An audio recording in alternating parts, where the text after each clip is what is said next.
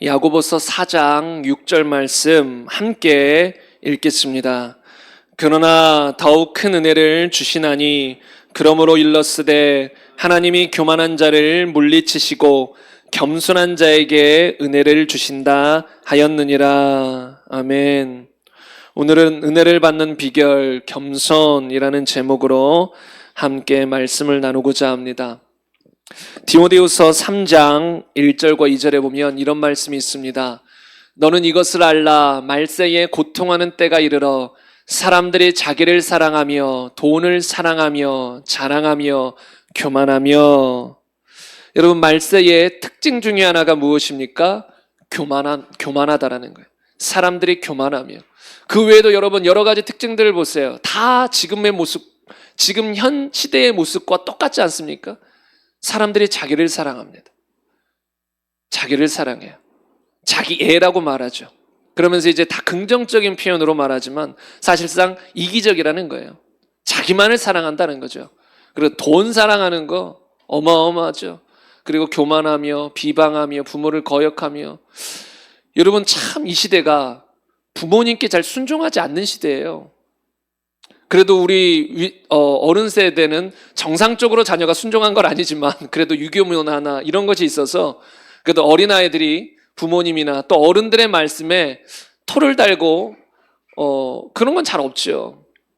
담배를 피워도 지나가신 어르신이 말해도 빨리 이렇게 숨어서라도 피지, 대놓고 피거나 대들고 그러진 않는단 말이죠. 그런데 이 시대는 지나가는 사람이 그런 말 하면 안 되는 시대가 되었고 또 부모가 말해도 듣지 않는 시대예요.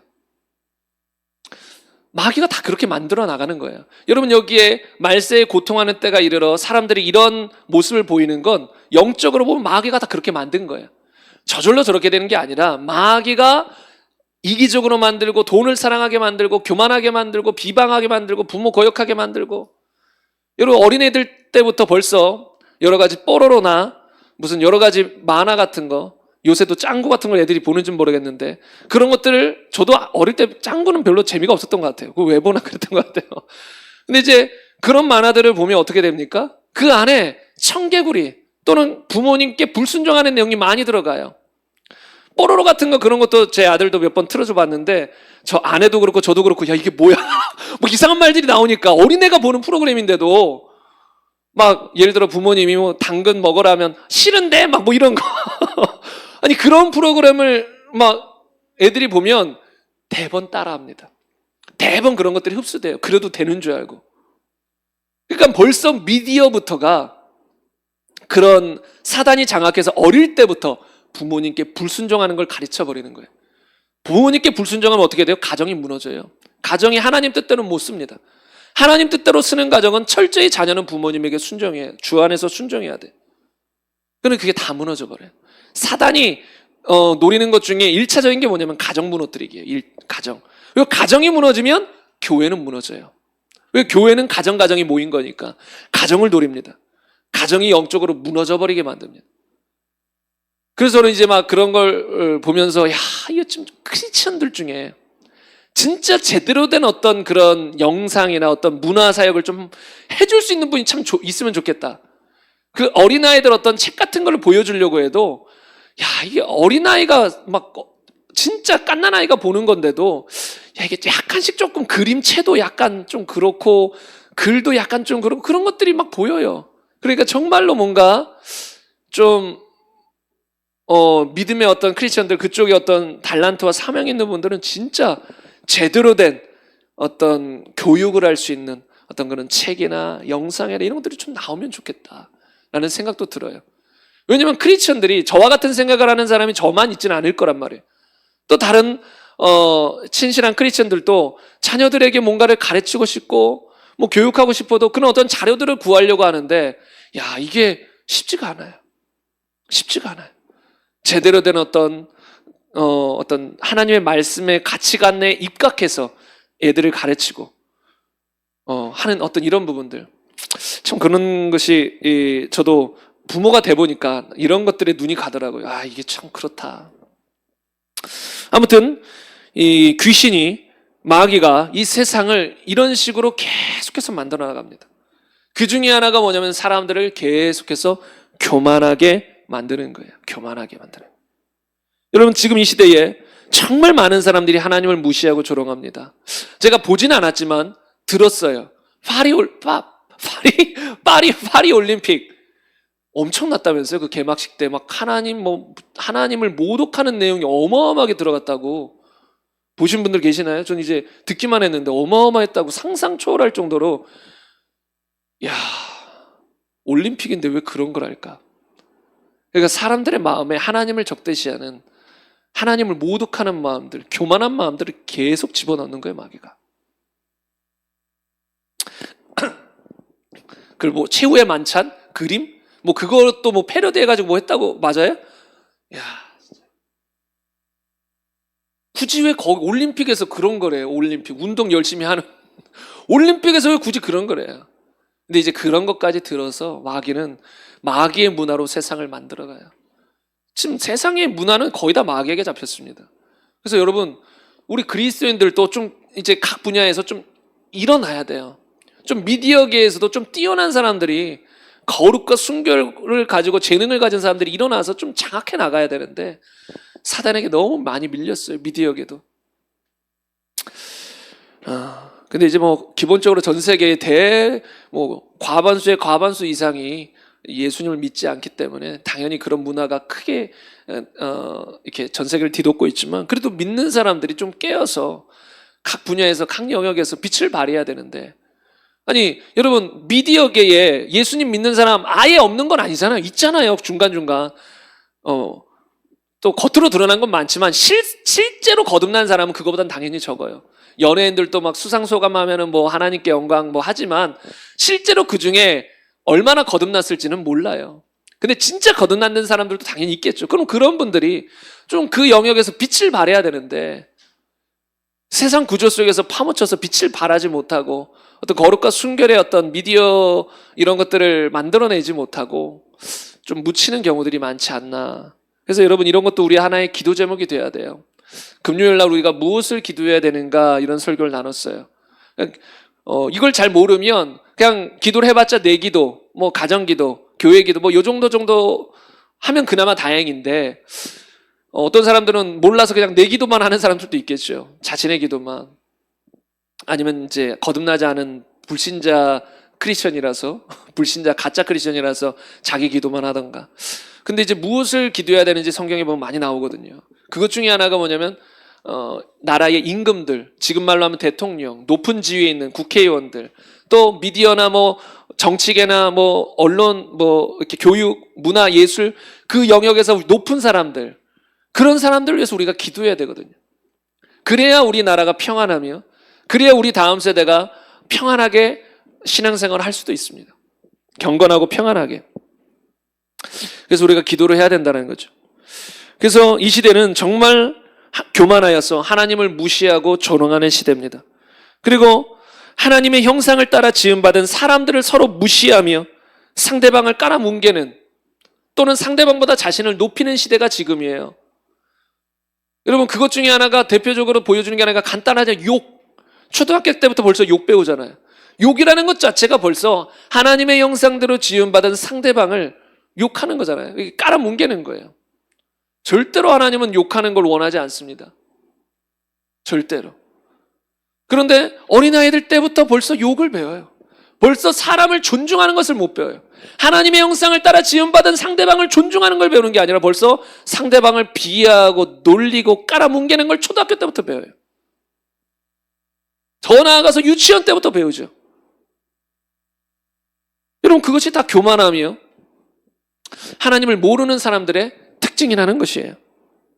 그리고 또 요새는 자존감, 이런 표현들을 많이 사람들이 쓰죠. 자존감이 있어야 된다. 근데 이런 표현들도 여러분, 사실상 하나님이 없는 자존감은 교만입니다. 하나님이 없는 당당함은 교만이에요. 하나님이 없는데 자존감이 높아요. 이거 문제예요, 여러분. 하나님이 없으면 어떻게 해야 돼요? 아이고, 죽게 생겼다, 난 아무것도 가진 게 없다, 허망하다, 이렇게 돼가지고 납작 엎드려야 될 사람인데, 하나님이 없는데도 막 자존감이, 막 자신감이, 당당함이 충만해요. 이게 교만함인 거예요, 여러분. 당당한 거. 하나님으로부터 말미암는 당당함은 다윗이 보여줬어요. 네가 감히 골리앗 보고 네가 감히 만군의 여호와 하나님을 욕하느냐? 이거는 당당하잖아요. 여러분, 이런 당당함 우리에게 있어야 돼요. 이 당당해요. 근데 그건 하나님으로부터 말미암은 당당함인 거예요. 근데 지금 사람들은 하나님과 상관없는 당당함, 자존감, 자신감을 가지고 있어요. 막 다 내 인생 내가 잘 개척해 나갈 수 있고, 내가 잘 사업하고 벌고, 내가 멋지고 아름다운 미래를 만들 수 있어. 다 하나님 빼버리고 자존감이 높아가지고 난 무엇이든 할 수 있어. 세상 사람들이 서로 보면 야, 참 자존감 높다, 당당한 멋지다 이러지만 우리 기독교인들 보면 그러면 안 돼요. 야, 저 사람 교만하네. 야, 저 사람 아무것도 모르네. 아니, 겉으로 말하는 건 좀 그래요. 그리고 정자라는 얘기가 아니에요. 그걸 알라라는 거예요. 우리도 속을 수 있거든요. 주님이 없는 자존감이, 주님이 없는 자신감이 진짜 좋은 것인 것처럼, 아니요. 주님 없는 자존감은 그거 교만한 거예요. 주님이 없는데 어떻게 우리가 자존감이 있을 수 있어요? 주님이 없으면 허망한 뿐이고 슬픔과 고통뿐밖에 없는데 속는 거예요. 그러니까 이 시대의 그런 흐름들도 우리가 다 따라가면 안 돼요. 주님이 없으면서도 슬퍼하지 않고, 주님이 없으면서도 애타하지 않고, 주님이 없으면서도 당당하고, 주님이 없으면서도 기뻐하고, 주님이 없으면서도 자존감이 충만한 거, 이거 문제가 심각하다라는 거예요. 여러분, 그런 사람이 예수님 찾는 거 맞나요? 주님 없는데 자존감이 충만해요. 예수님 안 찾습니다.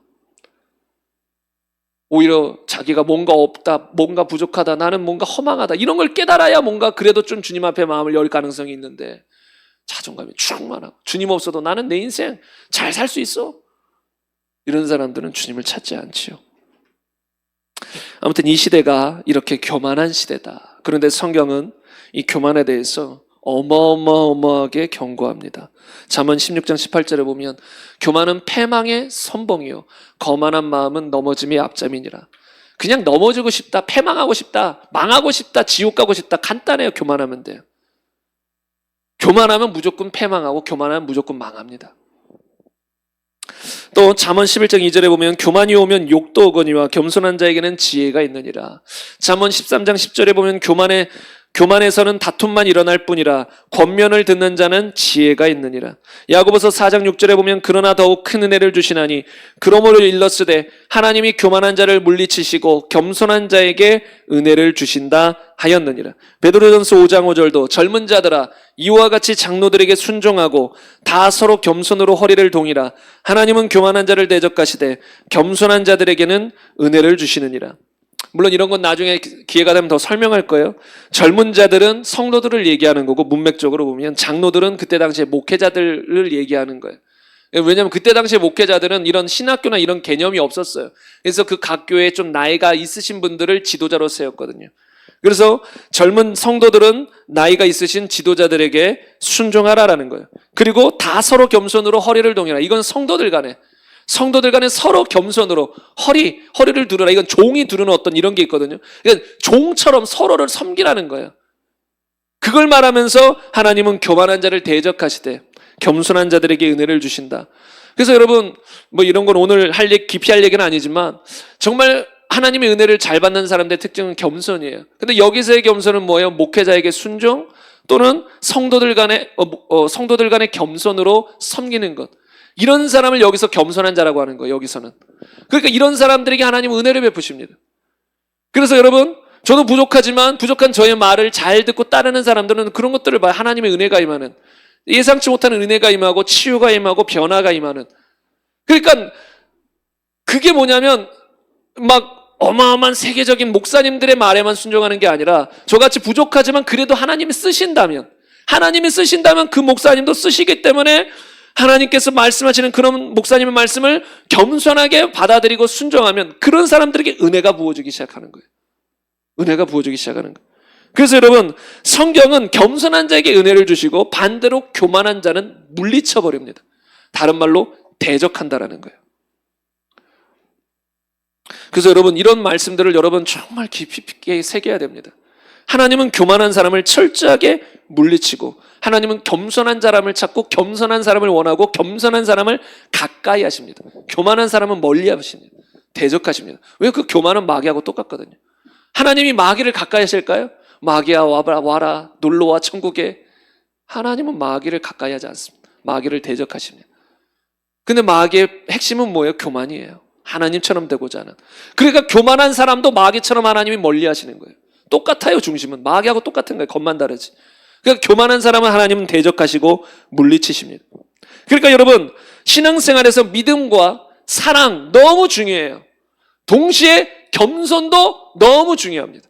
많은 사람들이 믿음, 사랑에 대해서는 조금 중요하다고 생각하지만 겸손에 대해서는 별로 생각을 안 하는 사람들이 많은 것 같아요. 그런데 여러분, 겸손해야만 여러분 제대로 믿고 제대로 사랑하고 제대로 말씀대로 살 수 있습니다. 하나님의 은혜를 받는 사람은 하나같이 겸손한 사람입니다. 교만한 사람은 절대로 하나님의 은혜를 받을 수가 없어요. 그래서 여러분, 오늘부터 겸손에 관해서 시리즈 설교로 들어갑니다. 아시는 분은 아시겠지만 저는 어떤 주일날 특히 어떤 주제로 설교를 할 때 항상 기도해요. 기도해가지고 하나님 뭐 할까? 이번 주는 뭐 할까요? 다음 주는 뭐 할까요? 뭐 할까요? 뭐 할까요? 항상 물어요. 왜냐하면 제 임의로 뭔가를 주제를 정하고 제 계획을 따라 설교하는 걸 원치 않기 때문에. 어쩔 때는 좀 빨리 정해지기도 해요. 심지어 뭐 책을 읽거나 뭐 성경을 보거나 그럴 때 벌써 이번 주 다음 주 설교할 것들이 벌써 주어져 가지고 한번 그럴 땐 점검만 해요. 주님 이거 전할까요? 오케이 하면 바로 전하는 거지만 그런 게 딱히 뭔가 안 느껴진다. 그럼 기도해요. 계속 주님 정해질 때까지. 주님 뭐 할까요? 무슨 설교 할까요? 뭐 할까요? 무슨 설교 할까요? 이번 설교도 조금 오래 걸렸어요. 좀 빨리 정해지면 저도 편해요. 빨리 정해지면 마음이 좀 그나마 이제 짐을 더는 느낌이 있어요. 근데 안 정해지면 주여 도대체 어떤 주제로 합니까? 계속 기도해요. 방언으로 하면서 계속 주님 앞에 묻습니다. 그러다가 갑자기 겸손이라는 주제가 나오는데 지난주는 분별. 근데 분별은 제가 준비해 보니까 야, 이 분별은 좀 오랫동안 해야 될 것 같은데 근데 주님은 딱 아니다. 한 주. 분별은 그냥 사람 분별만 하고 이번 주 겸손은 갑자기 시리즈 이게 딱 마음이야. 이거는 좀 길게 해야 된다라는 마음을 주셔가지고 저도 얼마나 할지 감이 안 잡혀요. 왜냐하면 겸손이라는 주제로 얼마나 할 수 있을까 저도 모릅니다. 그러나 주님이 주시는 대로 계속 겸손이라는 주제로 여러분과 말씀을 나누겠는데 왜냐하면 여러분 저도 그런 이제 감동을 받을 때 또 분별도 하고 점검도 해봐요. 그것도 분별과 점검하는 것 중에 하나가 제 마음에 우선 와야 돼요. 아니 겸손이라는 주제가 왔는데 제 마음은 밍숭밍숭하고 겸손이라는 주제 뭐 설교할 마음도 안 들고 그러면 할 수가 없어요. 근데 이제 겸손한 주제가 왔을 때 야 이거 진짜 필요하다. 이거 꼭 해야 된다. 이게 막 제 마음에도 동의가 되고 왜냐면 정말 중요한 걸 알기 때문에. 그래서 이제 이 겸손에 대해서 좀 우리가 집중적으로 다루기를 원하는데요. 먼저 첫 번째로 하나님은 우리에게 은혜를 주시길 원하시는데 하나님의 은혜를 받기 원한다면 반드시 겸손해야 됩니다. 이거 외에 다른 방법으로 은혜 얻을 수 없어요. 겸손해야 은혜가 임할 수 있다는 거예요. 여러분 성경에 보면 신약 성경의 상당수를 기록한 분이 누구죠? 사도 바울. 상당수를 기록한 분이 사도 바울. 그리고 그분의 삶을 보면 그분의 사명, 사역을 보면 어마어마하게 하나님께 쓰임을 받았습니다. 어마어마한 하나님의 역사함을 가지고 평생을 사역하며 사셨습니다. 크게 쓰임 받았다라는 거죠. 근데 그렇게 크게 쓰임 받은 분이 고린도전서 15장 10절에서 이렇게 말합니다. 그러나 내가 나된 것은 하나님의 은혜로 된 것이니 내게 주신 그의 은혜가 헛되지 아니하여 내가 모든 사도보다 더 많이 수고하였으나 내가 한 것이 아니요 오직 나와 함께 하신 하나님의 은혜로다 라고 사도 바울은 말씀을 합니다. 참 우리가 높은 자리에 올라가면 어떤 위험성이 증가합니까? 교만할 위험성이 아주 증가합니다. 하나님이 분명히 우리가 겸손하면 높여주십니다. 성경이 말했어요. 근데 높여주실 때 우리가 항상 잊지 말아야 될 건 겸손이거든요. 근데 사도 바울은 그것을 놓치지 않았어요. 만약에 사도 바울이 하나님의 역사가 크게 나타나고 수많은 사람들이 따라서 그 순간 교만한 마음을 품게 되었다면 우리가 알고 있는 사도 바울은 없었을 것입니다. 사도 바울도 성경에서 기록도 안 남았을 수도 있습니다. 그러나 사도 바울은 끝까지 겸손할 수 있었어요. 끝까지 겸손했어요. 그분의 고백을 보면 알잖아요. 나의 나 된 것은 하나님의 은혜다. 그리고 또 뭐라고 말합니까? 내가 모든 사도보다 더 많이 수고했다라고 말해요. 여러분, 우리가 어떤 일들을 열심히 해요. 남들보다 더 열심히 해서 뭔가를 이뤄냈어요. 그러면 사람은 대번 그 영광을 자신에게 돌리기 쉽습니다. 내가 이렇게 노력했더니 됐다 하면서 자신의 마음이 높아지기 쉽습니다. 그러나 사도 바울은 내가 모든, 이거 어마어마한 고백이잖아요. 사도들이 많이 있었는데 베드로, 대표적인 베드로 사도부터 있었는데 난 베드로보다도 더 많이 수고했다 이 말이거든요. 쉽게 표현하면 나는 다른 모든 사도보다도 더 많이 수고했다. 그런데 내가 한 것이 아니다. 오직 나와 함께 하신 하나님의 은혜다. 여러분, 이 고백을 우리 모두가 할 수 있어야 돼요. 근데 뒤에 고백만 하면 이거 문제가 심각해요. 수고는 안 하고 하나님의 은혜입니다. 이거 잘못 나가는 거예요. 열심히 수고하고 이 모든 것은 내가 한 것이 아니요 하나님의 은혜로 한 것입니다 라고 고백할 수 있어야 되는 거예요. 저는 참 이런 것에 많이 마음이 끌려요. 모든 사도보다 더 많이 수고했다. 다른 말로 진짜 열심을 내야 된다라는 그것에 마음이 많이 끌립니다. 지금 주님이 오시면 저는 어떤 사람들처럼 못 고백할 것 같아요. 주님, 최선을 다했습니다. 여러분은 고백할 수 있으시나요? 지금 주님이 오셨어요. 그럼 주님 앞에 저는 주님을 위해서, 주님의 나라를 위해서 최선을 다했습니다. 주님 아시지요? 저는 개인적으로 부끄러워요. 지금 오신다면 어느 정도 노력은 하지만 최선을 다했냐고 주님 앞에 고백은 못할 것 같아요. 근데 캐더린 쿨만과 같은 분은 그런 고백을 하더라고요. 생각 안 돼요. 주님 만나면 무슨 말을 할까? 그럼 주님 만나면 주님, 저는 부족했고 연약했고 실수도 했습니다. 그러나 주님, 최선을 다했습니다. 이렇게 고백할 준비가 돼 있다는 거예요. 전 참 그런 게 본받고 싶어요. 최선을 다하지 못했다는 건 후회가 남는다는 거거든요. 그렇잖아요. 여러분, 올림픽이나 이런 경기에 나섰어요. 열심히 노력한 것과 최선을 다한 건 약간 다르단 말이에요. 그런 경기에 나온 사람은 다 노력했겠죠. 근데 아예 그냥 완전히 모든 포커스를 맞춰서 최선을 다한 것과 어느 정도 열심히 한 것과는 다르단 말이에요. 근데 최선을 다한 사람은 1등을 못해도 그래도 여한이 없을 수 있어요. 왜냐면 난 최선을 다했으니까. 근데 최선을 다하지 못하고 열심히 한 사람은 후회가 또 남을 수 있죠. 내가 더 열심히 노력했더라면, 내가 더 열심히 최선을 다했더라면 다른 결과를 얻었을 수 있으니까. 우리 인생의 마지막도 마찬가지입니다. 최선을 다했다면 우리가 후회 없이 주님을 만날 수 있을 거예요. 근데 최선을 다하지 못했다면 후회가 남을 것이. 내가 만약에 최선을 다할 수 있었다면, 내가 최선을 다했다면 주님의 역사가 우리 가정 가운데, 교회 가운데, 수많은 영혼들 가운데 얼마나 더 풀어졌겠는가. 내가 최선을 다했더라면. 그래서 여러분, 저와 여러분 정말 최선을 다하는, 주님 앞에 부끄럼 없이 최선을 다하여 살아가는 저와 여러분 되시기를 정말 간절히 바랍니다. 그렇게 사도 바울처럼 살고 싶어요. 캐더린 쿨만처럼 살고 싶어요. 물론 그분은 마지막에 조금 안 좋았다는 얘기가 있어요. 정확히 모르지만 그건 그거와 상관없이 마지막은 좋으면 되는 거니까 끝까지 주님 앞에 겸손하여 최선을 다하는 사람. 그런데 그렇게 다 해놓고서 어떻게 말하는 사람? 나의 나 된 것은 하나님의 은혜로 된 것입니다. 그렇게 열심을 했으면서도, 다른 누구보다도 열심을 내어 충성을 했으면서도 나의 나 된 것은 하나님의 은혜고 내가 한 것이 아니라 하나님, 나와 함께 하신 하나님의 은혜입니다라고 고백할 수 있는 사람. 그리고 예수님은 실제로 우리에게 이렇게 명하셨습니다.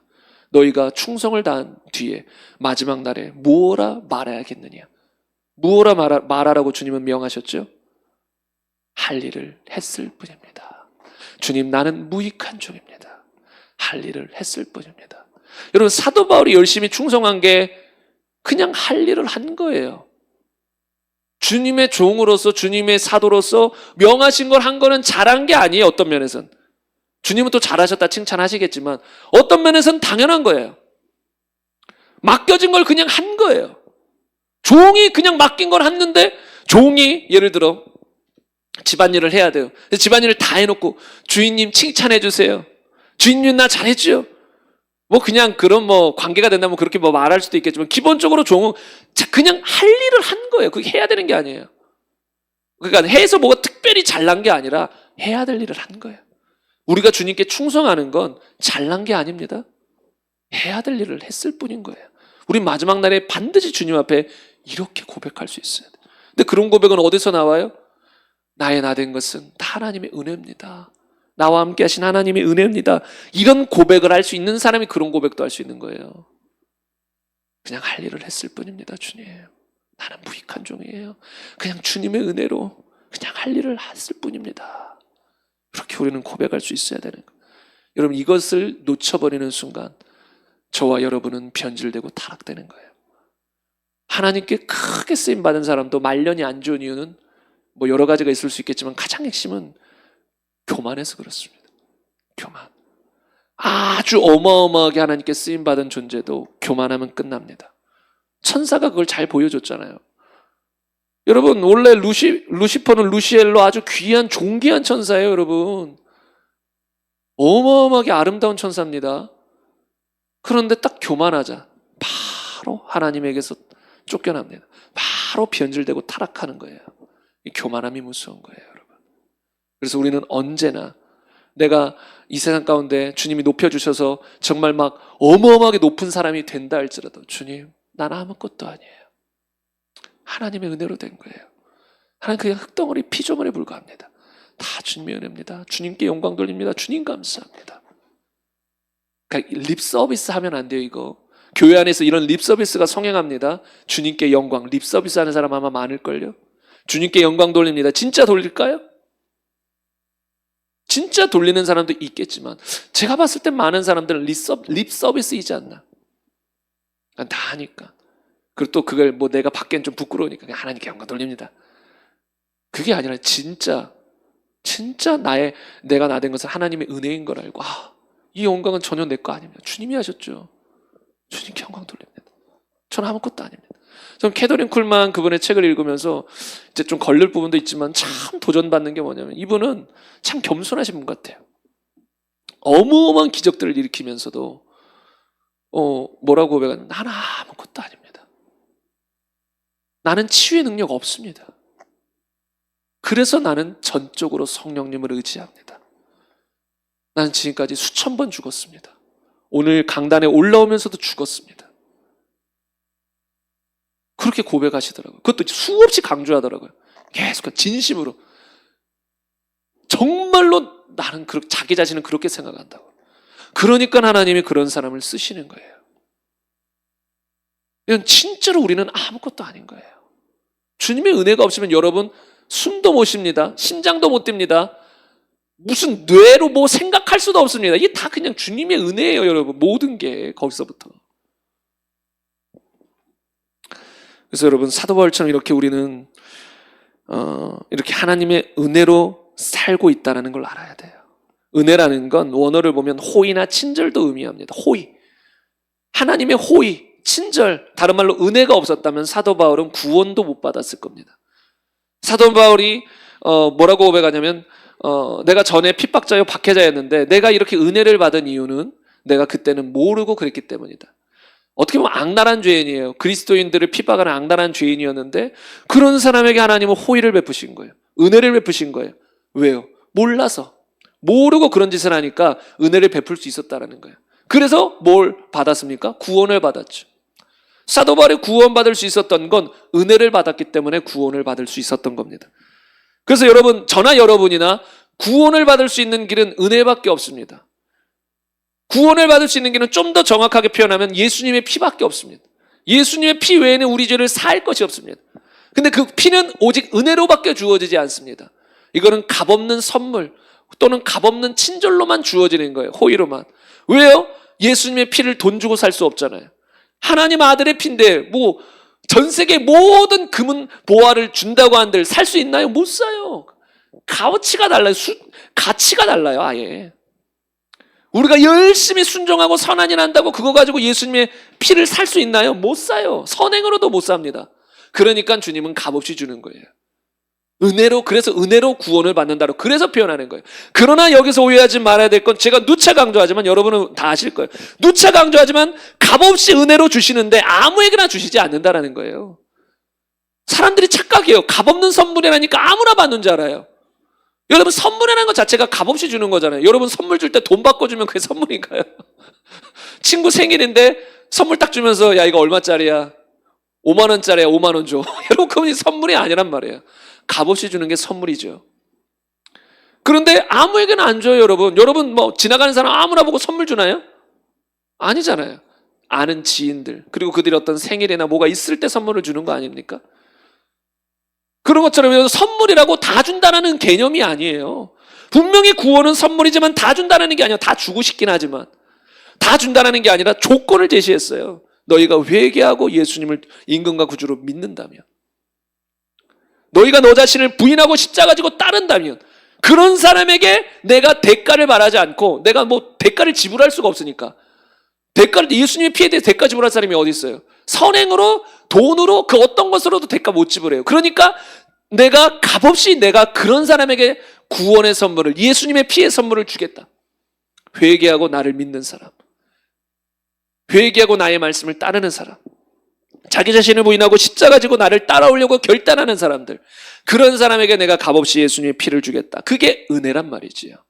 그러니까 은혜를 오해해서 행함도 없고 회개도 제대로 하지 않았는데 그냥 값없이 받는 게 은혜예요, 이렇게 말하면 그건 모르는 거예요. 그 은혜의 의미를. 값없이 주는 건 맞지만 조건이 있어요. 회개하고 제대로 예수님을 주인으로 믿으라는 거죠. 그래서 우리는 구원을 받을 때도 은혜가 필요했고, 그래서 어떤 면에선 여러분이나 저나 거듭난 사람들이라면 어느 정도는 다 겸손했던 사람들이에요. 왜? 겸손하지 않고 구원받을 사람은 없습니다. 예수님 분명히 말했죠. 천국은 어린 아이들의 것이다. 교만한 사람 못 가요, 천국. 우리가 거듭났다면 기본적으로 지금 죽어도 천국 갈 사람들이죠. 이게 유지돼야 되긴 하는 부분도 있지만, 그러니까 우리가 거듭났다면 기본적으로 겸손했었단 말이에요. 그 수준은 다를 수 있어요. 정말 깊이 겸손한 사람과 어느 정도 겸손한, 이 차이는 있을 수 있어도 주님 보시기에 어느 정도 겸손했기 때문에 우리가 구원을 받을 수 있었다는 겁니다. 아무튼 구원받을 때도 은혜가 필요하고, 구원받은 후에도 우리는 은혜가 필요합니다. 여러분, 사도 바울은 열심히 수고하고 노력했지만 그것 또한 은혜라고 말해요. 그러니까 여러분, 구원받을 때만 은혜가 필요한 게 아니라 평생에 뭐가 필요하다는 거예요? 은혜가 필요하다.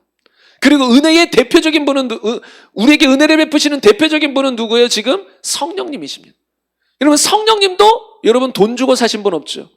뭔가 내가 열심히 선행을 했으니 그 대가로 성령님 오소서, 그런 거 없단 말이에요. 회개하고 예수님을 주인으로 믿어 거듭난 사람에게 은혜로 부어지는 게 성령님이에요. 근데 성령님이 어떤 역할을 하십니까? 평생을 우리가 막 극단적으로 믿음을 부인하고 떠나고 막 배교하고 막 타락하고 다시 습관적인 죄에 얽매여서 막 죄의 종이 돼버리고 막 구원을 잃어버리지 않는 이상 어떻게든 우리 안에서 우리를 바른 길로 인도하려고 밤낮 쉬지 않으시는 분이 우리 안에 계신 성령님이에요. 그래서 여러분, 신앙생활은 어떻게 하는지 아십니까? 성령을 따라하는 거예요. 신앙생활 잘하는 비결은 딱 하나예요. 성령 따라 행하는 겁니다. 그거 외에 신앙생활 잘하는 비결은 없어요. 성령을 따라 행하라. 그리하면 육체의 욕심을 이루지 아니하리라. 죄짓지 않고 육체의 욕망 따르지 않고 말씀대로 살아서 성령의 열매를 맺는 것.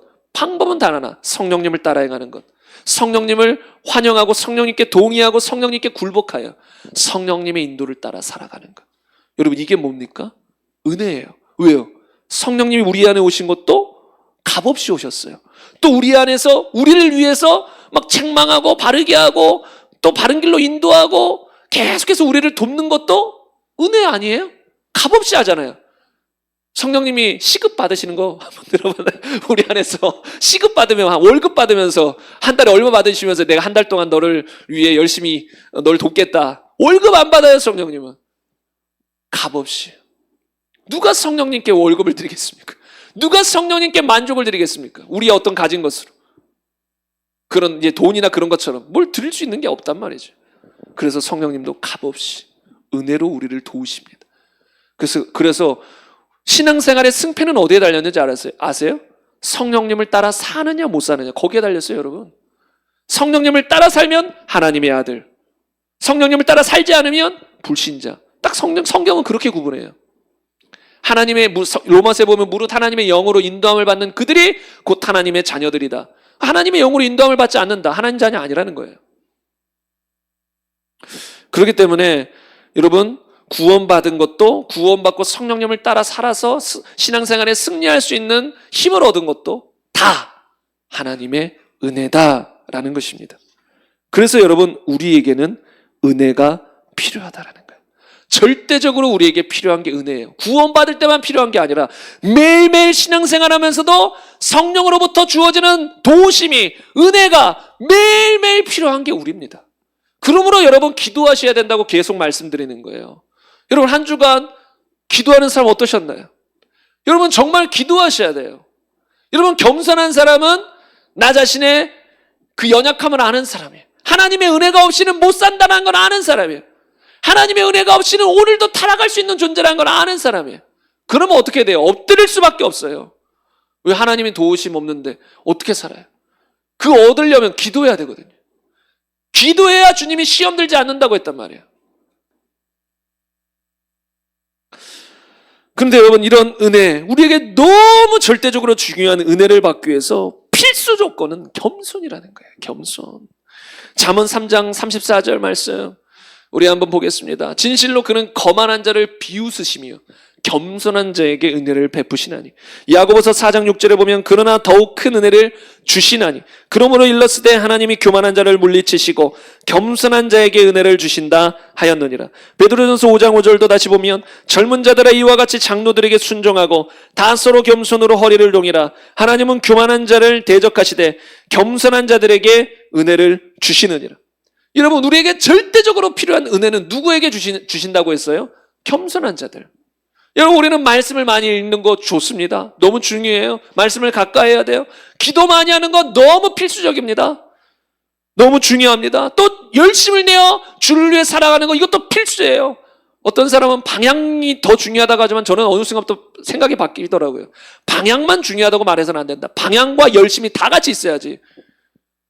방향만 바르게 알고 있으면 뭐예요? 안 걸어가면. 거기 열심히 달려가지 않으면 그게 무슨 소용이에요? 야, 저기가 살 길입니다. 근데 안 가요. 뭔 소용이에요? 알면 뭐예요? 알면 뭐해? 이렇게 살아야 됩니다. 알면 뭐예요? 열심을 내지 않으면 그렇게 살도록 아무 의미 없는 거예요. 그러니까 우리가 중요한 건 뭐예요? 방향 모르고 열심만 내면 그건 문제지만 방향을 바로 알고 동시에 열심도 내야 되거든요. 근데 열심을 내고 열심히 성경도 읽고 열심히 기도한다고 그 사람에게 꼭 은혜가 임하느냐? 절대 그렇진 않아요.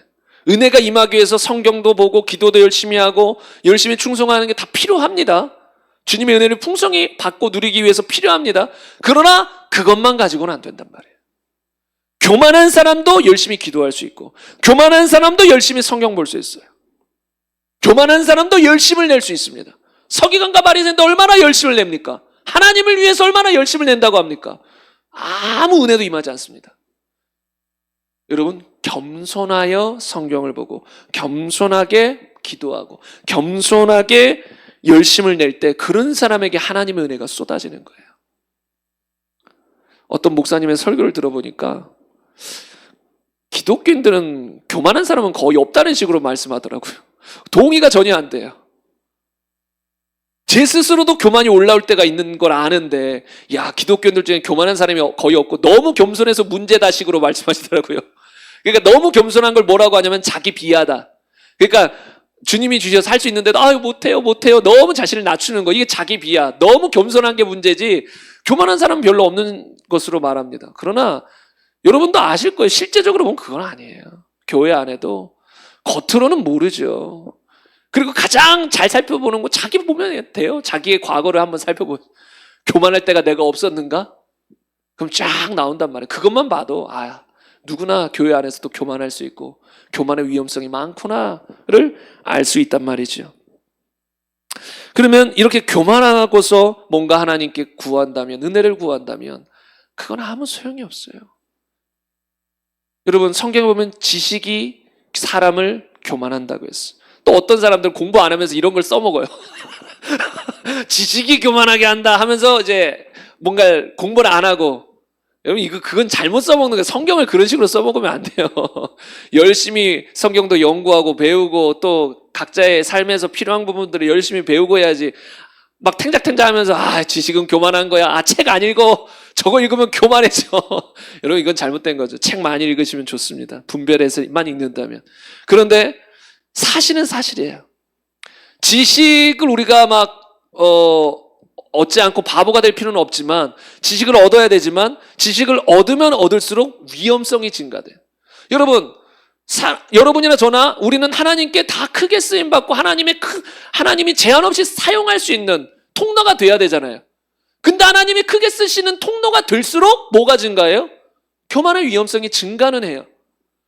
그렇다고 나는 크게 쓰임 안 받아. 나는 적당히. 그거는 하나님의 마음과 전혀 다른 거예요. 그것처럼 여러분 지식이 많아지면 교만할 위험성이 있으니까 나는 안 배워. 책도 안 봐. 그거는 잘못된 거고 배울 건 배워야 되지만 항상 배울 때마다 우리가 조심해야 될 건 내가 많은 지식을 가질수록 나는 교만의 위험성이 있다.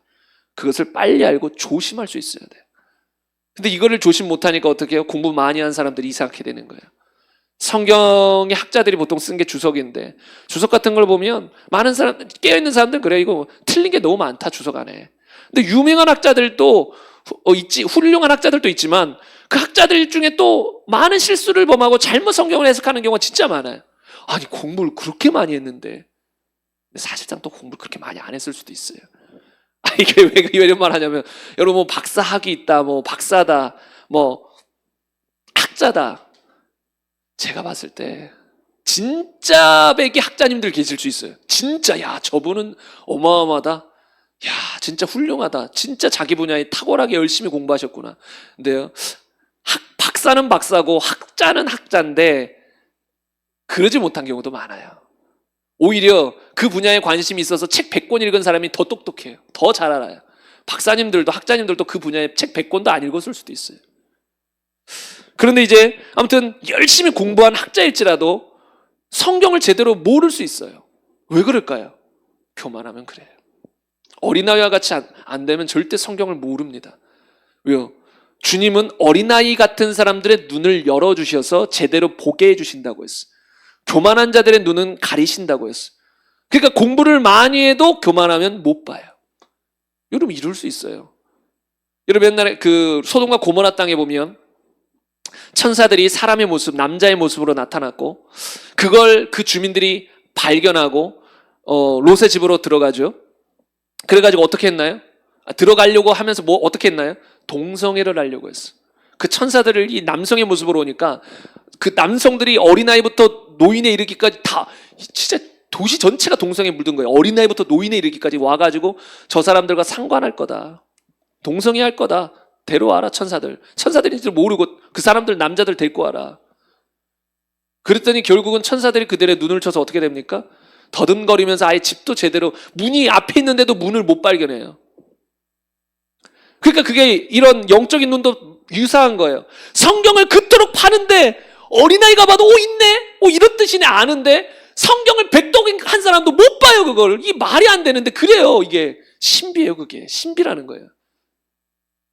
미국에 진짜 유명한 존 메가더 목사님이라는 분이 계십니다. 제가 그분에 대해서 잘은 모르지만 두 가지 아는 게 있어요. 첫째, 그분은 어떤 교회에 부임하러 갈 때 조건을 제시해요. 일주일에 성경 40몇 시간인가 50몇 시간인가 내가 개인적으로 성경을 파고들어 연구할 시간을 주지 않으면 나 그 교회 가지 않겠습니다. 이런 분이에요. 그건 참 존경스러워요. 성경에 대해서 딱 그런 마음이 있는 건 너무 훌륭합니다. 근데 그런 분이 전 세계적으로 대표적인 은사 중단론자예요. 대표적으로 방언을 마귀 방언이라고 말하는 사람이에요. 어찌 이럴 수 있을까? 이런 말이 안 된단 말이에요. 상식적으로. 근데 그게 가능하더라고요.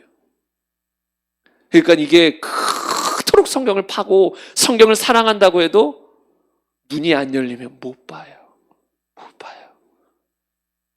저도 그분의 속에 들어가야 보지는 않았지만 아마 그 안에 교만함이 있지 않나 생각을 합니다. 그러니까 못 보는 거예요. 어린아이도 보는 걸. 누구나 보면 알 수 있는 걸. 얼마나 은사들에 대해서 주님이 많이 말씀하시고 사모하라고 하고 지금도 존재하고 예수님이 오실 때까지 표적과 기적은 끊이지 않을 거라고. 그래서 믿는 자들에게 이런 표적이 따르니 언제까지요? 복음 전파 될 때까지. 그 복음 전파 얘기거든요. 주님이 오셔서 재림할 그때까지 믿는 자들이 나가서 복음을 전하면 또 믿게 되고 그럼 그들에게 또 표적이 따르는데 그 계속 주님 오실 때까지 따른다라는 건데, 아니 너무 어린아이만 봐도 문맥만 좀 봐도 아는 걸 왜 그렇게 성경을 사랑한다라는 분이 모를까? 모를 수 있다. 교만하면 모른다. 근데 이런 것들을 잘 생각해 보면 아마 처음이 중요해요. 처음에 왜 은사 이런 것들을 거부했을까? 보통 나중에 그걸 다 까먹거든요. 원인을. 본인도 몰라요. 왜 거부했는지. 나중에 그냥 성경적으로 이게 잘못됐다라고 속는 건데 처음에 이유가 있을 수 있어. 보통 이런 경우가 있죠. 나도 목회자고 쪼개도 목회자고 뭐 그런데 나는 방언을 못해요. 나를 통해서 어떤 기적도 안 일어났어요. 근데 저쪽 보니까 방언도 하고 막 기적도 일어나요. 그럼 뭐가 이 안에 들어올 수 있을까요? 시기심. 딱 들어올 수 있어. 그러다 보니까 약간 방언이나 이런 것들에 대해서 부정적인 시각을 가지려고 하는데 마침 누군가가 부정적인 이야기를 해요. 그거 잘못됐다. 그럼 그걸 싹 받아들여 버려요. 그러니까 순수하게 처음부터 이게 성경적이냐 아니냐로 접근하기보다 벌써 부정적인 시각을 깔고 갔기 때문에 그런 것들을 받아들였을 가능성이 커요. 그게 뭡니까? 교만이에요. 겸손하게 하나님의 말씀이 뭐라고 말하는지 하는 게 아니라 이 시기심 때문에 자기가 원하는 대로 받아들이는 이 교만. 그래서 여러분, 교만하면 절대로 제대로 볼 수가 없습니다. 은혜를 입을 수가 없습니다. 여러분, 성경 야고보서 1장 5절 여러분도 너무 잘 아시는 구절이죠. 어떤 분들은 참 이런 구절을 좋아하실 거예요. 너희 중에 누구든지 지혜가 부족하거든. 우리 교회는 약간 지혜가 풍성한 것 같아요. 제가 농담은 잘 안 하는데 우리 교회는 지혜가 2분 계시거든요. 지혜 성도님이 2분 계세요. 풍성합니다. 아, 이런 농담하면 또 이게 주여 절제. 저도 이 아재 개그나 이런 거에 나름의 욕심 있는 사람인데 어느 순간 이제 잘 안 하죠. 우리 교회 성도님, 지혜 성도님이 2분이나 계세요. 우린 지혜가 풍성합니다. 다른 교회에 비하면. 근데 여기 보면 누구든지 지혜가 부족하거든. 모든 사람에게 후히 주시고 꾸짖지 아니하시는 하나님께 구하라. 그리하면 주시리라. 여러분, 그런데 이런 구절만 있는 게 아니라 성경에 보면 잠언 11장 2절에 교만이 오면 욕도 오거니와 겸손한 자에게는 지혜가 있느니라. 잠언 14장 6절에 보면 거만한 자는 지혜를 구하여도 얻지 못하거니와 라고 기록하고 있습니다. 근데 분명히 야고보서는 누구든지 지혜가 부족하면 구해라. 그러면 다 받게 될 것이다 라고 말했는데 잠언에서 보니까 거만한 자는 지혜를 구하여도 못 받는다. 겸손한 자에게만 지혜가 있다 라고 성경은 말해요. 이게 모순되는 구절이 아니에요. 성경은 절대 충돌이 일어나지 않습니다. 우리가 몰랐을 땐 충돌이 일어나는 것처럼 보여요. 왜 이게 앞뒤가 안 맞지? 그럼 뭐예요? 내가 이걸 잘못 이해하고 있구나 이거예요. 앞뒤가 안 맞는다라고 생각하는 순간 내가 뭘 잘못 알고 있을까? 어떤 구절을 내가 잘못 이해하고 있을까? 이걸 빨리 캐치해야 돼요. 그러니까 성경은 하나님의 말씀이기 때문에 절대로 모순이 있을 수 없어요. 충돌이 될 수가 없어요. 사람은 한 입 가지고 두 말 하지만 하나님은 한 입 가지고 두 말 안 해요. 그냥 말씀한 그대로 일관되게 주님은 계속 말씀하시지 두 말 하지 않습니다. 그러면 여러분 이 말씀들은 우리가 어떻게 봐야 될까요? 겸손한 사람이 지혜를 구할 때 준다라는 소리지 교만한 사람이 막 지혜 주세요 안 줍니다. 그럴 수가 없어요. 왜요? 그럼 다른 성경 구절에 충돌돼요. 교만한 사람에게 지혜가 임할 수는 없습니다. 근데 그것은 야고보서 말씀을 보고도 분명히 알 수 있어요. 야, 이게 우리 눈에 보통 잘 안 들어오는데 잘 보세요. 노란색 글씨. 이게 겸손을 보여주는 거예요. 누구든지 지혜가 부족하거든. 이걸 깨달은 사람에 대해서 얘기하는 거예요. 주님, 난 지혜가 부족합니다. 지혜가 필요합니다. 벌써 깨달은 거예요. 주님, 나에겐 지혜가 없어요. 이런 겸손한 사람이 자기가 정말 지혜가 부족한 걸 깨달은 사람이 기도하면 준다라는 얘기지 막 교만한데 지혜 막 달라고 기도한다고 주는 게 아니다. 교만한 마음을 가지고 있는데 막 지혜를 사람들이 구하라고 하니까 더 큰 지혜를 얻어야지 막 하면서 막 한다? 안 준다. 그런 건 있을 수 없다. 본인이 지혜가 부족한 걸 깨닫고 기도해야만 그 사람에게 지혜가 주어진다. 그러니까 겸손해야 이런 지혜도 주어지는 거예요, 여러분. 겸손하지 않으면 지혜 없습니다. 아무리 구해도 지혜를 얻을 수 없어요. 여러분, 근데 성경에 보면 대표적으로 겸손한 사람 하면 누가 생각나요? 라시도가 아닌 솔로몬이. 오늘따라 왜 이러죠, 주님? 주여, 절제해야겠죠? 하여튼 절제하겠습니다. 솔로몬이 생각납니다. 성경에 보면 대표적인 지혜로운 사람은 솔로몬이 생각나요. 여러분이 솔로몬 입장 내보세요. 어떤 두 여인이 와서 아기 보고 내 아기입니다. 내 아기입니다. 둘 다 전심으로 부르짖지. 내 아기예요. 이쪽에서도 내 아기예요. 여러분 어떻게 하시겠어요? 현대에서는 좀 쉬워요. 머리카락 모발 검사, DNA 검사합시다 하면 간단해요. 그때 당시엔 그런 게 안 됐단 말이에요. 어떻게 해요 도대체? 제 생각으로는 신하들을 보내가지고 뒷조사해라.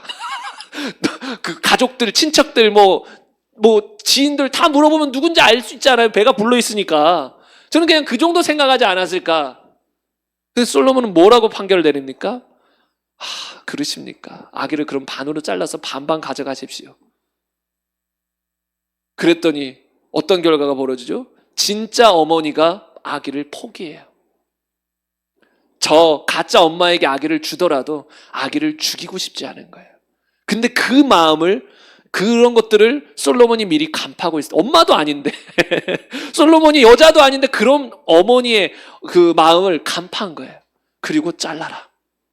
그랬더니 진짜 엄마가 아닙니다. 아기를 저쪽으로 주세요 하니까 네가 진짜구나. 이렇게 된 거거든요. 여러분 이런 지혜가 그때 어떻게 발휘됐을까? 누가 주셨기 때문에? 하나님이 주셨기 때문에 그래요. 여러분 진짜 하나님의 지혜를 받으면 이런 게 생겨요. 남들은 막 어떻게 하자는데 갑자기 이렇게 하면 되는데? 그러니까 나도 원래 그런 생각을 할 수 없는 사람인데 그런 생각을 들게 해주신단 말이에요. 하나님이 그런 지혜를 주십니다 여러분. 그래서 이제 놀라는 거예요. 나도 놀라고 다 놀라고. 뭐지? 이게 이렇게 간단하게 해결되는 문제였어?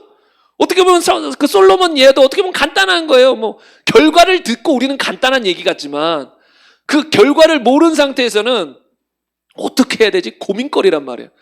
근데 여러분 주님이 지혜를 주시면 어려운 문제들도 간단하게 탁탁탁탁탁 해결해 나갈 수 있단 말이에요. 근데 이런 솔로몬의 지혜가 하나님으로부터 왔는데 왜 하나님은 솔로몬에게 그런 지혜를 주셨는가? 그것이 열왕기상 3장 7절 이하에 보면 알 수 있는데요. 노란 글씨만 한번 보면 그 전부터 한 7절 한번 보겠습니다. 나의 하나님 여호와께서, 이건 다 같이 읽겠습니다. 7절은 다 같이 읽겠습니다. 나의 하나님 여호와께서 주께서 종으로 종의 아버지 다윗을 대신하여 왕이 되게 하셨사오나 종은 작은 아이라 출입할 줄을 알지 못하고. 솔로몬은 자신을 뭐라고 표현해요? 종은 작은, 종이라고도 표현하고 작은 아이라고도 표현합니다. 근데 이때 당시가 어떤 상황이에요? 왕이 됐어요. 아버지 다윗을 대신하여 왕이 됐는데 나는 작은 아이입니다. 이런 거예요. 이게 어마어마한 거예요, 여러분. 사람은 높은 자리에 가면 어깨가 올라가기 시작하고 내가 왕이야. 대통령 수준도 아니야. 대통령보다 급이 높아요, 왕이라는 것은. 대통령도 못하는 걸 왕이 합니다. 왕의 한마디면 뭐 사람이 죽고 살고 그럴 수 있으니까. 근데 그런 왕이 됐어요. 왕이 됐는데도 솔로몬은 나는 작은 아이입니다. 이런 사람이었다는 거예요. 물론 좀 말년이 조금 복잡해지긴 했지만 원래 초창기엔 이랬다라는 거예요. 그리고 또 솔로몬이 9절부터 뭐라고 고백하는지 아십니까? 이것도 다 같이 읽겠습니다. 9절 10절 다 같이 읽겠습니다. 누가 주의 이 많은 백성을 재판할 수 있사오리까? 듣는 마음을 종에게 주사 주의 백성을 재판하여 선악을 분별하게 하옵소서. 솔로몬이 이것을 구하매 그 말씀이 주의 마음에 든지라.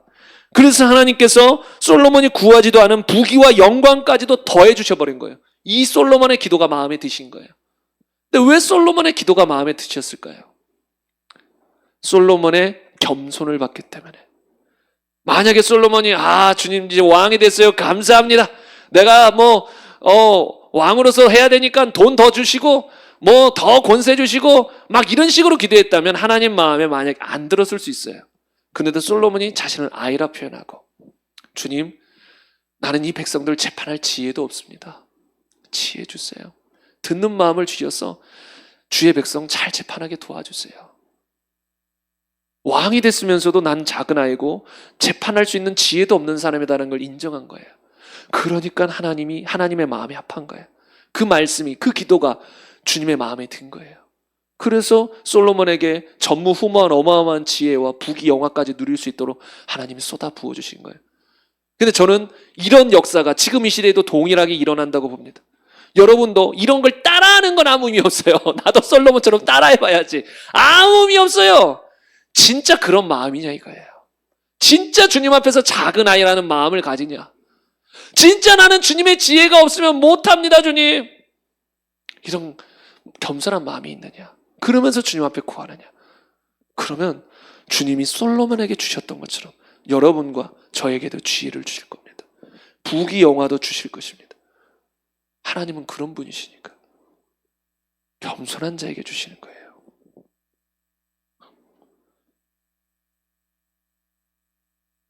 그래서 여러분, 하나님의 은혜를 크게 받아서 쓰임받은 사람은 하나부터 열까지 공통된 특징이 있습니다. 어떤 사람은 말씀을 많이 연구하고 어떤 사람은 기도의 사람으로 정말 많은 기도를 해서 쓰임받고 다 약간의 이제 그 스타일은 다를 수 있어요. 근데 크게 쓰임받다는 사람들의 공통점은 이겁니다. 겸손했다. 했다라고 과거형으로 말하는 건 후에는 교만해졌을 수도 있으니까 우선 겸손했기 때문에 주님이 크게 들어 쓰셨다라는 거예요. 혹시 추우신가요? 약간 추우시죠? 네. 추우시면 저 뒤에 담요가 있습니다. 그걸 좀 이렇게 우선 최대한 바람 세게는 낮췄습니다. 꺼지지 않는 성령의 불이라는 책에 보면 참 우리가 마음에 새겨야 될 이런 내용이 나옵니다.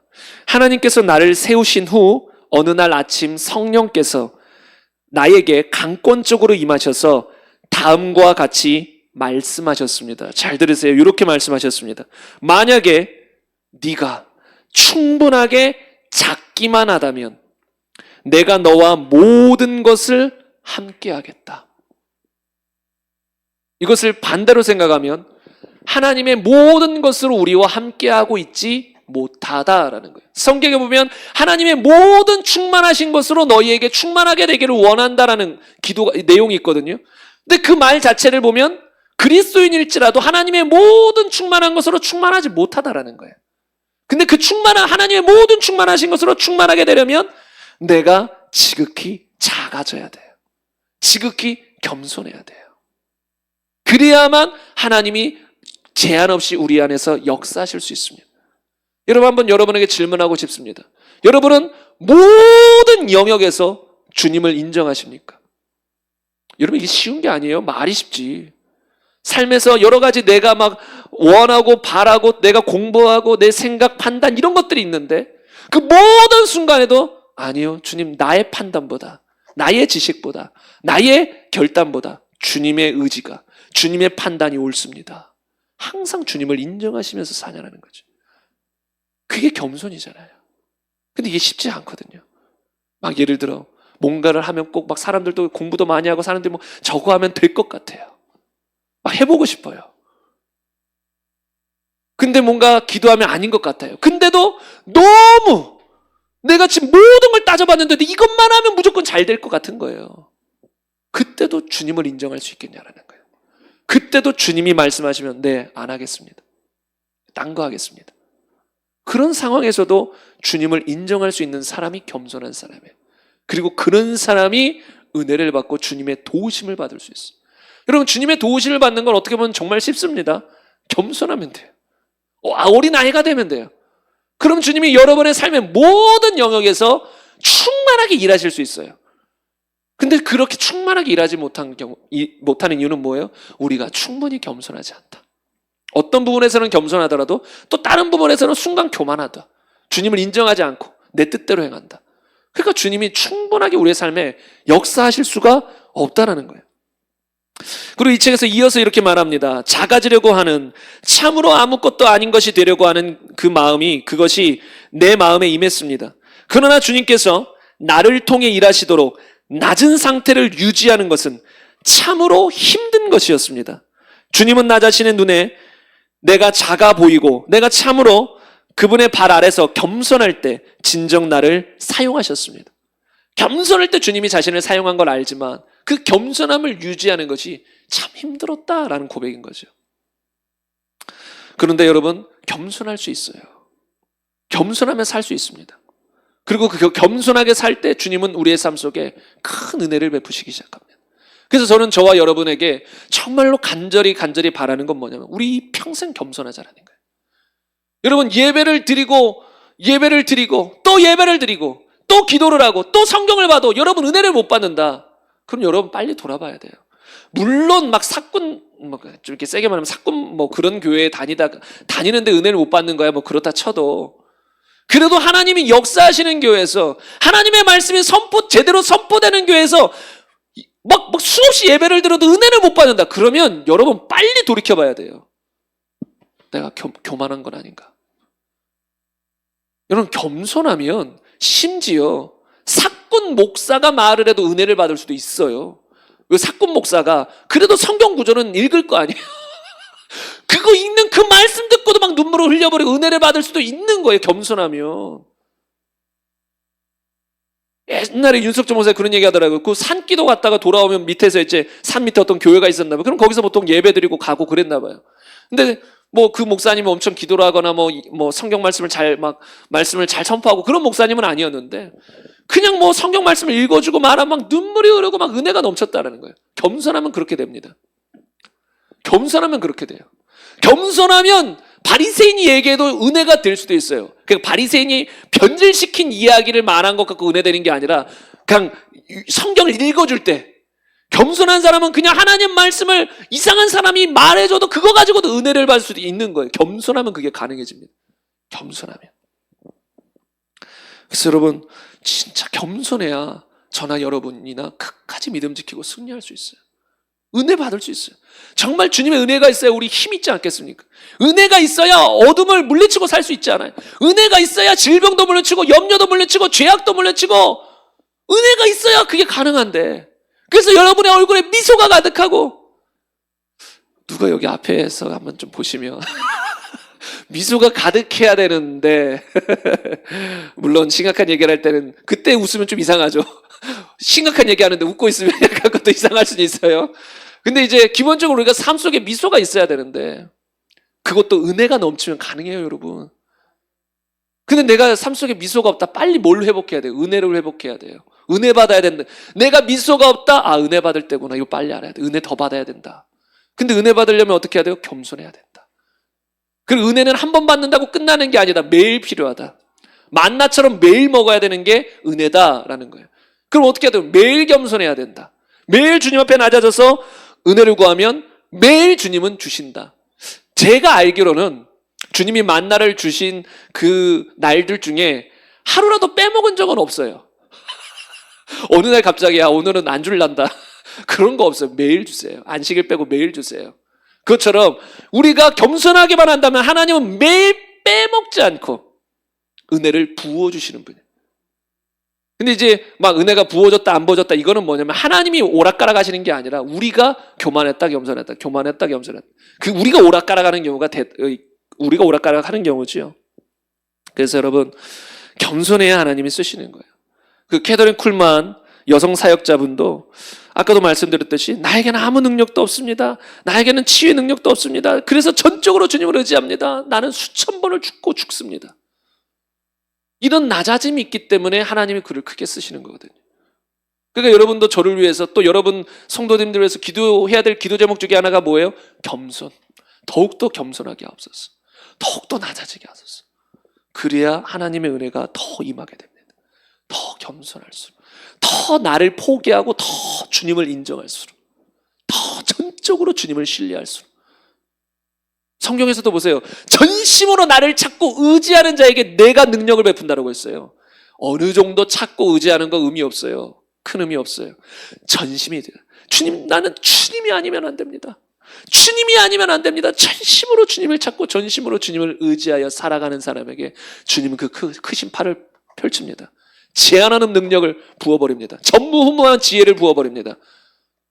주님은 그러실 수 있는 분이라는 거예요. 근데 이제 이 캐더린 쿨만 여성 사역자분이 말한 게 뭐냐면 참 저는 이것도 이런 말씀을 하신 게 참 좋다. 뭐냐면 제가 받은 것들 여러분들도 다 받을 수 있습니다. 자기가 하나님으로부터 받은 모든 것들은 여러분도 다 받을 수 있다는 거예요. 나처럼 대가집을만 한다면. 나처럼 대가집을만 한다면. 그러니까 자기가 뭐 특별한 특별한 그런 게 아니라는 거예요. 자기가 한 건 대가집을 죽고, 나는 죽고 매일 죽고 주님을 전적으로 의지하며 살아간 것, 그런 대가지불을 해서 받은 거라는 거예요. 근데 내가 특별한 게 아니라는 거죠. 그렇기 때문에 여러분들도 누구나 나처럼 대가지불을 하면, 누구나 나처럼 죽으면, 누구나 나처럼 전적으로 주님을 의지하면 내가 받은 모든 것을 여러분도 다 받을 것입니다. 여러분, 이건 맞습니다. 모세도 어마어마한 사람이지만 모세는 또 뭐라고 말합니까? 모든 사람이 선지자 되길 원한다. 다 주님은 그런 은혜를 주실 수 있다는 거예요. 주시길 원하신다는 거예요. 여러분, 하나님은 우리 모든 사람에게 강력한 은혜들을 붓기를 원하십니다. 근데 누가 받느냐는 거예요. 겸손한 사람이 받는다는 거예요. 그 다음에 이제 제 얘기가 나오는데, 일부 예배 때는 이런 어마어마한 사역자 다음에 제 얘기가 나오니까 조금 뭔가 좀 불편해가지고 다른 얘기하다가 했는데, 이제 설교 흐름상 제 얘기도 이게 여기에 들어가기 때문에, 왜냐하면 제가 이 설교 준비를 하면서 기도를 했죠. 주님, 겸손에 대해서 깊이 있게 알게 해주세요. 그러니까 겸손에 대해서 더 깊은 통찰력, 이런 것들을 구하면서, 그러면서 동시에 또 주님, 겸손한 자가 되게 해주세요. 저도 이제 기도하고 이제 설교를 준비하는데 이렇게 겸손한 자가 되게 해주세요. 그런데 그런 기도를 하자마자 가끔 또는 종종 이럴 때들이 있어요. 하자마자 바로 음성이 들려와요. 근데 이게 전혀 생각지 못한 음성이었어요. 뭐냐면, 너는 겸손한 자다, 이러는 거예요. 그러니까 이런 거 때때로 잘못 들으면 사단의 음성이에요. 교만하게 만들려는. 그래서 이런 건 잘 분별해야 되는데, 너무 마음에 처음에는 공감이 안 가는 거예요. 왜 그런 생각을 안 했으니까. 저는 제 기억상으로 제가 겸손하다, 난 겸손한 자야 라고 생각해 본 적이 없는 것 같아요. 항상 겸손해야지 생각을 한 거죠. 항상 겸손을 추구하고 겸손해야지라고 방향성은 갖고 있었지만 나는 겸손한 자야 라는 생각을 안 했었거든요. 제 기억상으로는 그래요. 근데 이제 너는 겸손한 자다 이렇게 하니까 처음엔 뭐지? 그러다가 한번 여쭤봤어요. 주님, 이게 뭐냐고, 이게 겸손한 자 이게 뭐냐고. 그랬더니 주님이 바로 제게 주시는 게 뭐였냐면, 너는 말씀을 듣는다. 그 다음부터 약간 이해가 가기 시작했어요. 처음에 겸손한 자다라고 했을 때는 약간 이해가 안 가다가 너는 말씀을 듣는다. 그래서 겸손한 자라고 주님이 표현해 주신 거다라는 생각이 들더라고요. 그러니까 제가 그렇다고 막 어마어마하게 겸손한 사람이다 그렇게 말 안 해요. 저도 진짜 더 겸손해져야 돼요. 충분히 더 겸손해져야 되는 사람이에요. 그러나 주님 보시기에 어느 정도의 겸손함은 있었다. 그리고 제가 아까도 말씀드렸죠. 성도라면 어느 정도의 겸손함이 있었기 때문에 성도가 되는 거지, 겸손함이 없는 사람은 어떻게 성도가 돼요? 겸손해야, 어린애처럼 돼야 천국을 소유하게 되는 건데. 그러니까 여러분이나 저나 기본적으로 어느 정도 겸손함이 있었기 때문에 우리가 구원받을 수 있었던 건데, 아무튼 이거는 저에게 개인적으로 주님이 주시는 거였기 때문에 생뚱맞게 느껴지다가 말씀을 듣는다라는 부분에서 조금 이해가 되기 시작했어요. 왜냐하면 여러분, 교만한 사람의 특징이 뭐예요? 하나님 말씀 안 들어요. 하나님 말씀 듣지도 않고, 들으려고 하지도 않고, 듣고 알아도 그 말씀대로 행하려고 하잖아요. 근데 돌이켜보면 그래도 저는 하나님 말씀을 들으려고 했거든요. 귀를 열어놨어요. 그걸 하나님 말씀대로 온전히 살아내야 되는데 그러지는 못하더라도 살려고 했단 말이죠. 그러니까 그런 모습을 보시고 너는 말씀을 듣는다. 그래서 넌 겸손한 자다. 이 표현은 맞는 표현이에요. 이건 저만 들을 게 아니라 여러분들 중에서도 이런 하나님의 표현을 들으실 분들이 많이 있을 수 있습니다. 그렇다고 나는 나 이제 겸손한 자 이러지 말고, 주님 너무 부족합니다. 조금 겸손한, 주님 인정해 주면 감사하긴 한데 너무 저는 더 겸손해야 됩니다. 더 겸손해져야 됩니다. 이런 마음을 가져야지. 이런 말 조금 들었다고 바로 갑자기 어깨 올라가가지고 으쓱 난 겸손한 자야, 주님이 인정한 자야 이래버리면 쉽게 또 교만해지고 그러면 안 되고, 주님 인정해 주셔서 감사한데 너무 부족합니다. 또 교만해질까 봐도 두렵습니다. 더 낮아지게 하소서. 우리는 이렇게 기도를 해야 된다는 거죠. 그리고 저도 또 이 설교를 주면서 또 과거도 돌아봤어요. 그렇지, 내가 고등학생 때 주님을 만난 다음에 죄 짓고 수련회 갔다가 밤새도록 PC방에서 막 게임하고 그게 죄잖아요. 죄예요. 밤새도록 PC방에서 게임하는 게 육신적인 일이지 무슨 그게 죄가 아니에요. 죄죠. 근데 이제 그 죄 짓고 나서 그 목사님이 하신 말씀이 떠올라가지고 뭐냐면, 죄를 지으면 사람들이 도망간다 이거예요. 근데 오히려 더 교회 나오고 더 은혜의 자리에 나와야 된다. 주님이 그러기 위해 죽으시지 않았냐. 우리 죄 용서해 주기 위해서. 그러니까 그 밤새도록 게임하고 막 밤새도록인지 모르겠어요. 근데 한 다음에 이제 마음이 괴로운 거예요. 그래서 주여, 괴롭고 하니까 어떻게 해야 돼요? 바로 수련회. 떠나요. 그때 아마 여름이었던 것 같아요. 바로 수련회 가버려요. 근데 수련회 갔더니 성령을 외방하는 사람은 사심을 못 받는다, 막 이런 말씀이 외쳐지니까, 야, 방금 안 그래도 죄 엄청 짓고 왔지. 야, 성령 외방하면 사심 못 받는다니까 이게 너무 두렵게 온 거예요. 그 다음부터 저는 너무 두려웠어요. 몇 년 동안을. 뭐 지금도 그게 아예 가셔진 건 아니에요. 어느 정도는 남아있지만, 말씀을 제대로 분별하면서 이제 그게 어느 정도는 사라졌지만, 그 두려움이라는 게 어마어마하게 크거든요. 그래서 저는 어떻게 했을까요? 성경을 봐요, 이제. 고3이 자율학습 시간에 성경을 봅니다. 나중에 이제 가지도 않았어요, 자율학습. 집회 계속 월화수목 이렇게 집회 다니고. 그러는데, 왜냐하면 그 핵심이 뭐였냐면 두려움 때문에, 구원 혹시라도 못 받을까봐는 두려움 때문에 공부가 눈에 제대로 안 들어와요. 이런 생각을 가졌죠. 공부하면 뭐하나? 지옥 가면 아무 의미가 없잖아요. 맞는 말이에요. 근데 대부분은 그렇게 말을 하고 실행을 안 하는데 전 실행을 옮긴 사람이에요. 공부를 약간 놓고 수업 시간이야 뭐 어느 정도 해도, 그렇다고 뭐 여러분 다 빵점 맞고 그런 거 아니에요. 어느 정도는 했지만, 그랬지만 공부를 그전처럼 잡을 수가 없고 어느 정도 놓고 이제 성경을 보는 거예요. 그래서 성경에서 구원에 대해서 뭐라고 말하는가. 여러분 이런 것도 돌이켜보니까 주님 보시기엔 어떤 겸손의 한 부분이었을 수 있겠다. 왜냐하면 그런다고 막 그냥 아이 몰라 하고 막 그게 아니라 주님 말씀 앞에 진지했거든요. 주님 말씀 앞에 진지하게 그 말씀 앞에 엎드려서 진짜 나는 구원받을 수 있을 것인가? 나는 정말로 구원은 잃어버리고 싶지 않은데, 혹시라도 내가 혹여나 성령을 회방하면 사실 못 받는데 내가 성령 회방하면 어떡하지? 뭐 이런 걸 가지고 말씀을 봤단 말이죠. 그러니까 말씀을 가까이 한 거예요. 말씀을 듣는 거죠. 말씀 앞에 듣는 태도가 있었다는 거죠. 그렇기 때문에 하나님은 부족하지만 그런 면을 겸손한 면으로 쳐주시지 않았나 생각을 합니다. 그렇기 때문에 돌이켜보면 하나님은 겸손한 자에게 은혜를 베푸시고 겸손한 자를 쓰십니다. 근데 돌이켜보면 저는 은혜 받았어요. 은혜가 아니면 저는 이 자리에 설 수 없어요. 은혜가 아니면 저 이런 사역 못합니다. 부족하지만 은혜로 지금까지 왔습니다. 그걸 봤을 때 내가 충분히 겸손하지는 못했을지라도 어느 정도의 겸손함은 있었구나. 근데 이거 가지고는 안 된다. 정말 우리가 나아갈 방향은 더 깊은 겸손, 그래서 더 깊은 주님의 역사가 우리 안에서 일어나야 된다라는 것입니다. 이제 말씀을 마무리하고자 합니다. 여러분, 성경에 보면 마귀는 내 마음이 교만하여 말하기를 나는 신이라 이렇게 했던 존재예요. 그리고 이사야서에 나온 것처럼 내가 내 마음에 이르기를 내가 하늘에 올라 하나님의 뭇별 위에 내 자리를 높이리라. 그래서 하나님은 교만한 사람은 마귀와 같이 여깁니다. 왜요? 마귀는 시작점이 교만이에요. 그래서 교만한 사람은 마귀의 자녀인 거예요. 우리 죄인들을 성경을 보면 죄 짓는 사람들 향해서 주님이 뭐라고 말합니까? 마귀의 자녀들아. 너희 아비가 거짓말하는 마귀니까 너희도 거짓말하는구나. 그러니까 어떤 사람들 향해서 주님은 마귀의 자녀라고 표현도 합니다.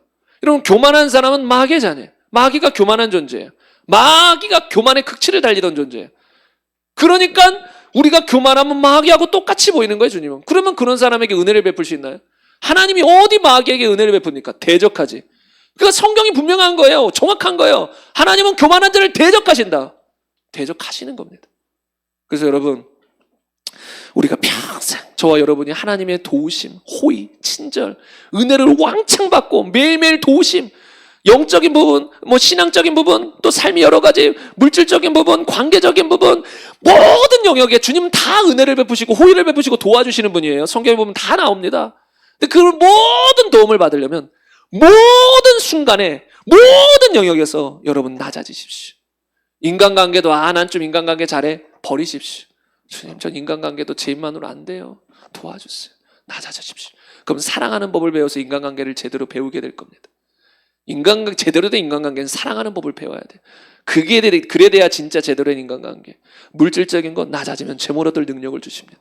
주님이 도우시기 전에 내 지혜를 의지하면 주님이 도우실 수가 없죠. 자기 지혜 바라보고 있는데 근데 주님 안 돼요. 어떻게 할지 모르겠어요. 뭘 해야 될지도 모르겠어요. 어떻게 상계를 꾸려갈지 모르겠어요. 주님의 도우심을 구하고 낮아지면 주님이 지혜를 주기 시작하고 재물 얻을 능력을 주기 시작하고 그 밖에 여러 가지 모든 영역에서 여러분이 삶에서 돌파해 나갈 수 있는 비결은 은혜잖아요. 근데 그 은혜 또는 도우심을 어떻게 얻어요? 겸손으로 얻을 수 있다. 물론 겸손하다면 기도와 말씀으로 주 앞에 나가야 되는 것도 포함이에요. 그래서 여러분, 저와 여러분 정말 겸손히 사시다가 평생 주님의 은혜 충만히 받고 모든 영역에서 주님의 도우심 받고 승리하여 살다가 얼굴에 웃음이 끊이지 않고 살다가 천국에 가는, 그리고 수많은 영혼을 구원하여 같이 천국에 가는 저와 여러분 되시기를 간절히 바랍니다. 그리고 지금 말씀을 끝내려 하는데 감동 하나 더 주시는 게 있어요. 뭐냐면 지금 겸손하라. 이 감동을 딱 주세요. 끝내려고 했는데 지금 겸손하라. 이것도 뭐 이런 말씀 듣고 겸손해야지 막연히 생각하지 말고 그래 겸손해야지 이게 아니야. 지금 마음을 딱 낮추라는 거예요. 스스로 우리가 낮춰야 돼요. 성경은 스스로 마음을 낮추라고 말합니다. 딱 지금 내 앞에서 겸손하라. 주님은 지금 저에게 이런 감동을 주십니다. 여러분 지금 우리의 마음을 낮추길 원합니다. 지금 마음을 낮춰서 우리 찬양 한 곡 부르고 우리 시간 함께 기도했으면 좋겠습니다. 우리 여러분들도 아시는 찬양일 거예요. 우리 찬양팀, 우리 싱어분들도 앞으로 나와주세요. 오랜만에 또 설교 후에 찬양을.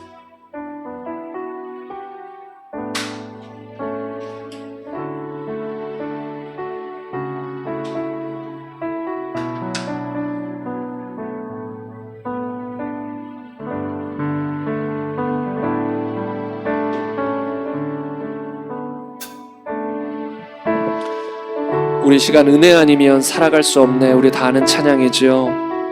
정말 우리에겐 은혜가 필요합니다. 그리고 은혜를 받기 위해선 겸손한 자가 되어야 됩니다. 스스로 주님의 말씀 앞에 우리를 낮출 수 있어야 됩니다.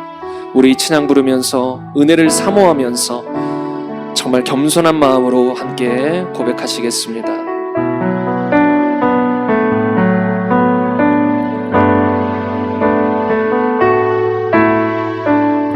은혜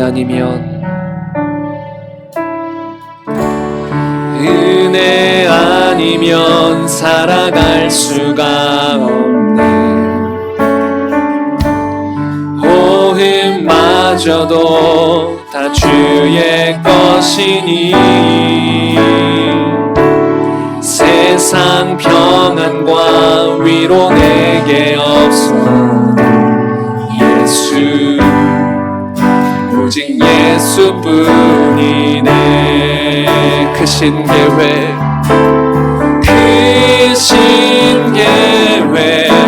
다 볼 수도 없고 작은 고난에 지쳐도 주께 묶인 나의 모든 삶 버티고 견디게 하시네.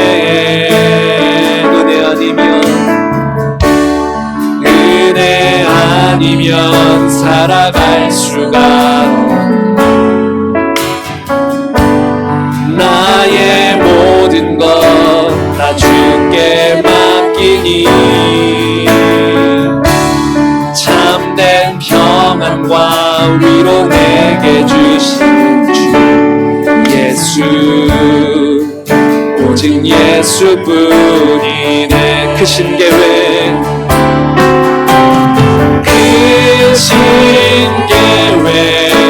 다 볼 수도 없고 작은 고난에 지쳐도 주께 묶인 나의 모든 삶 버티고 견디게 하시네. 크신 계획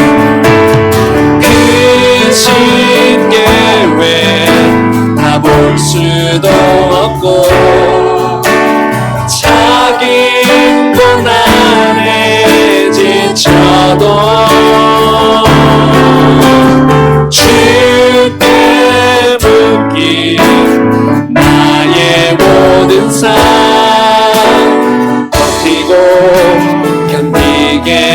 하시네. 은혜 아니면 살아갈 수가 나의 모든 것 다 주께 맡기니 참된 평안과 위로 내게 주신 주 예수 오직 예수뿐이네. 우리 시간 함께 기도하겠습니다. 은혜 아니면 우리가 살아갈 수가 없습니다. 구원받은 것도 은혜요, 매일매일 살아가는 것도, 믿음을 지키는 것도 은혜로만 가능합니다. 우리의 삶에서 은혜는 절대적입니다. 주님, 우리가 은혜를 원합니다. 하나님의 호의를 원합니다. 하나님의 도우심을 원합니다. 하나님의 은혜가 없이는 하루도 살 수가 없습니다. 하나님의 은혜를 원합니다. 제가 더욱더 겸손하게 하셔서 혹여나 우리 안에 교만함이 있다면 주님의 시간 우리가 그 교만함을 물리칩니다. 하나님, 우리는 보잘것없는 피조물입니다. 하나님, 우리는 그냥 흙으로 지어진 질그릇에 불과합니다. 우리에게 주어진 모든 것은 하나님의 은혜로 주어진 것입니다. 하나님, 우리가 철저히 주님 앞에 겸손하여 날마다 하나님의 은혜 안에 살게 하여 주시옵소서. 하나님, 은혜를 부어주시옵소서. 하나님, 은혜를 부어주시옵소서. 하나님, 은혜가 필요합니다. 하나님, 믿음으로 하나님 승리하기 위해서, 끝까지 믿음 지키고 시험 들지 않기 위해서 매일매일 은혜가 필요합니다. 하나님, 사람들과의 관계 속에서도 하나님 은혜가 필요합니다. 하나님, 물질적인 부분에서도 은혜가 필요합니다. 하나님, 건강적인 측면에서도 은혜가 필요합니다. 하나님, 모든 순간에 하나님의 은혜가 필요합니다. 은혜를 부어 주시옵소서. 우리의 겸손한 마음으로, 갈망하는 마음으로, 전심으로 주님을 의지하는 마음으로 은혜를 간구하며 이 시간 주여 한번 외치고 기도하겠습니다. 주여!